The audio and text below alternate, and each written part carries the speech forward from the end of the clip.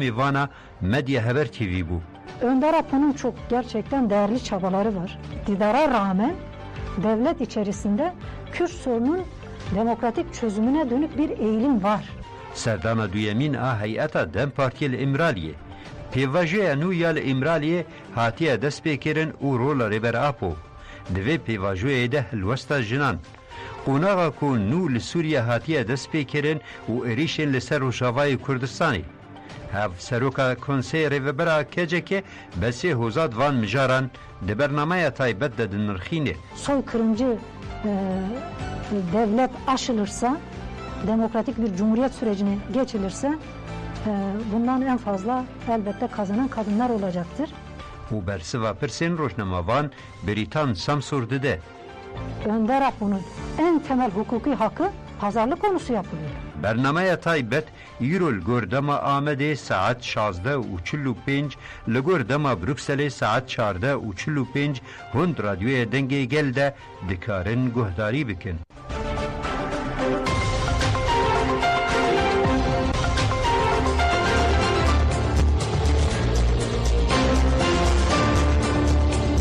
Denge gel, denge Kurdistan'ı.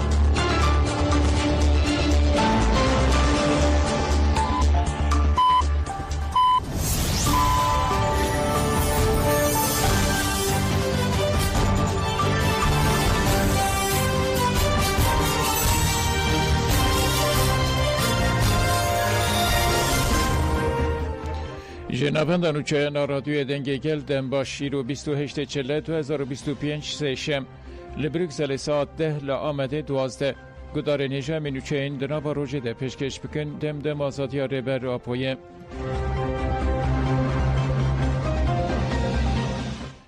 بالافرین شهر در دور بنده با تشرینه بمباران دکن جهرم راگاندن که بالافرین شهرین دولت ترکا داگرکر دوان کلیانده در دور بنده و تشرینه بمباران دکه درباره انجام بمباران ده آگاهی زیاده تر نهاتن به دست خستن.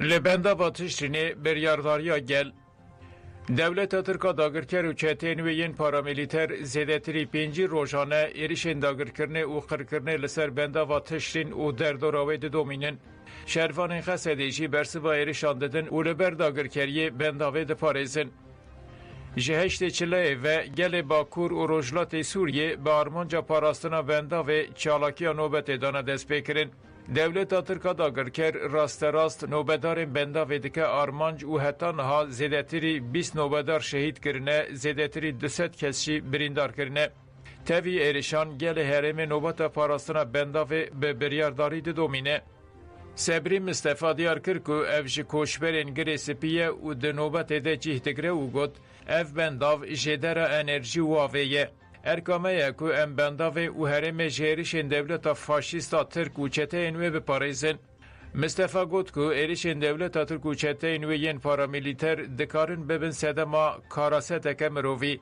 دولت ترکا داگرکر به آوایی که هوانه هر کسی دیگه آرمانج لگل هرمه جگفان ناترسه دوی هز نونتوایی بدنگی خواه بداوی بکن و دنگ خواه بلند بکن دوی جیهان زانه بکو دولت ترکا داگرکر دخوازه چتین دایش زندی بکه و بکه بلا سر جیهانه سلوا محمد چی دیار کرد که او جی یک شنوبدارین بنده و یو گوت دولت ترکا داگرکر 13 سالن آلوزی و کریزین سوریه کورو دجوار دکه گلک باجارین کردان داگر کرنه شام جی جیهان جی بدنگن او نای قبول کرن سلوا محمد اری داوی گوت ایریشن لسر بنداوی دکاره به بسده مکارسه تکمزن جبووی جی امه حتا داوی لدیجی دولت ترکا داگرکر و چتین و ین پارامیلیتر تکوشینه بکن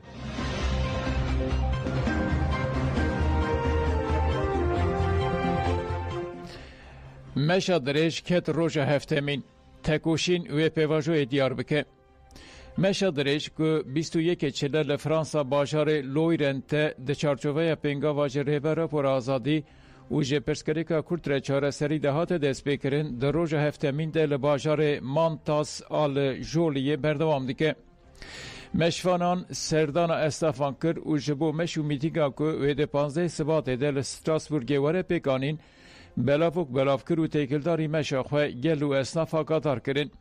اسنافین کردستانی علاقه که مزن نشانی مشفانان دا. سیاستمدار فیصل ساری یلدز که 3 روزن بشتاری چالاکی بویه دیار کرد که چالاکین لور تیکلداری همو گشدانین لکردستانینه. ساری یلدز بالکشان سر پولیتیکای دولت ترکین خرج و گوت و تکوشین ایراده گل کرد پیواجوی دیار بکه.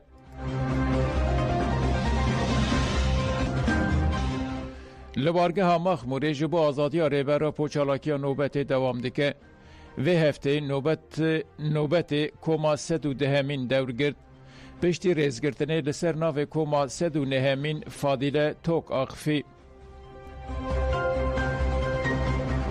آرمانجا چالاکی ما وک مخمور جبوش کاندنا تجریتا سر ریبرا پو جبو آزادکرینا ریبرا پو اول توای 4 هل کردستان چالاکی دست بکرینا و مخمور جبر کو تجریت سر ریبرا پو سر خود بینه آزادی ریبرا پو وکی آزادی خود بینه لی امتکاری بیجی برخدانا ریبرا پو اف همی قمپله کو ناونا توی سر ریبرا پو سرگل کرد سرگل بندست ریبرا پو برخدانا خواه 26 سالا والا درخسته سرکتن وی ریبرا پو با سرکتن یا گل برخادر با سرکتن یا شهیدا با داخواز شهیدا و بسر بکوه و هم دیساد بیجی ریبرا پو برخدان جیانا آپو بیجی سرک آپو بی سرک جیان نوه بی سرک جیان نوه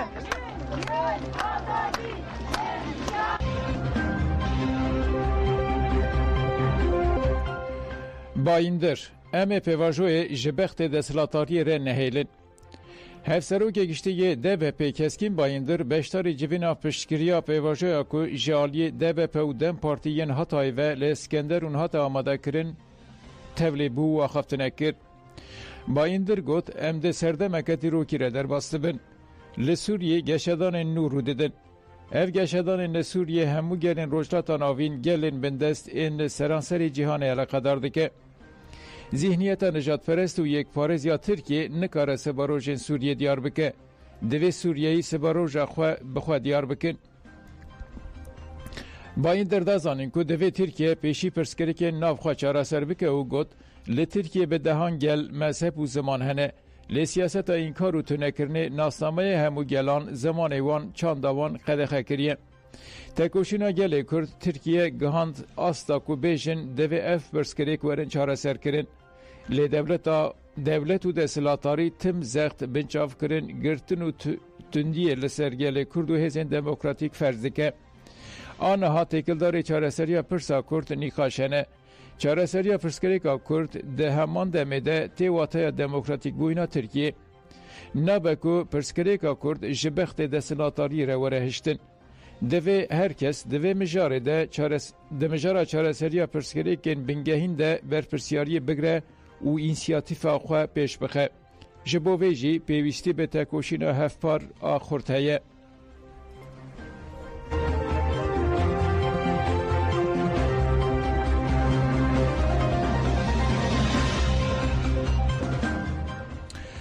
Li DP çalakiya ji bo rojavara statû ji gelan re azadî hat pêkanîn. Di çarçoveya kampanyaya ji rojavara statû ji bo gelan azadî de bi daxwaza naskirina statûya Bakur û Rojhilatê Sûriyê li navçeya Xarpê DP daxuyanî hat dayîn. Daxuyanî li ber avahiya Dem Partiya DP hat dayîn û gelek partiyan destek da daxuyaniyê. Daxuyanî ji aliyê rêveberê Dem Partiya Xarpêtê İskender Şimşek ve hata xwendin û got êrişên Bakur û Rojhilatê Sûriyê niyeta desilatariyê nîşan dide. Aştî û edalet tenê bi wekeviya gelan pêkane. Divê demildest aştiya ku gelê Kurd û gelên din xwedî heman mafan bin were pêkanîn. Heta polîtîkayên şer neyên rawestandin ne li Sûriyê û ne li Tirkiye aştî çênabe. İskender Şimşek herî dawî got divê demildest komkujiyên li ser rojava bên rawestandin. Divê polîtîkayên şer bên terikandin. Divê ji bo îradeya gelan rêz weregirtin. Ji bo pergaleka ku hemû gel xwedî mafên wekev pergaleka aştiyane gav bên avêtin. پشتی داخویانی چالاکی رونشتنه هات پیکانین و چالاکی بداوی بو.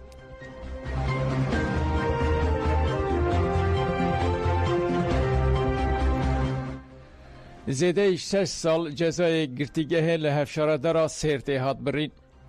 لدیجی هفشاردارا سیرته صافیه آلاگاش جبر کار خوی روزنامه‌گری به ادعای اندام رخصتنیه دوز هات بود دست بکرین. رونشتن هفتمین آدوزه لدادگاه جزای گرانا پنجمین آمده هات دیتن. صوفیا آلاگاش بیشتر رونشتنی نبود. پارێزەرê wê Resul Tamir û Pîrozhan Karalî Güler beşdarî rûneştinê bûn. Beriya rûneştina dozê zêdebûna polîsan a li ber edliyayê balkişand. Heyeta dadgehê 6 sal û 3 meh cezayê girtîgehê li Safiya Alagaş birî.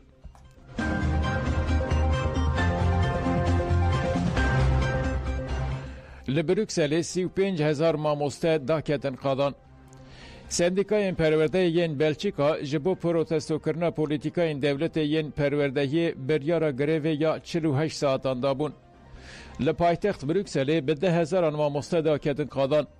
Li gorî polîsan 30,000 kes, li gorî sendikayan 35,000 kes beşdarî meşêbûne.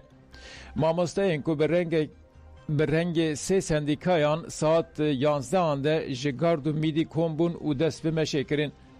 Di meşê de fîşekên hewayî hatin teqandin, hemû tedbîrên hatin ragandin jî redkirin. Piştî grevê rojekê ya di dawiya meha mijdarê de sendikayan biryar da ku di 27 û 28 çile de li hemû dibistanên Walonya û Brükselê 48 saat grev bikin. Li gorî sendikayan ev greva nû wê bandoreke mezin li ser karûbarên karmendan bike. Bi taybetî hejmara mamosteyên ku çalakiyê dikin wê zêde bibe.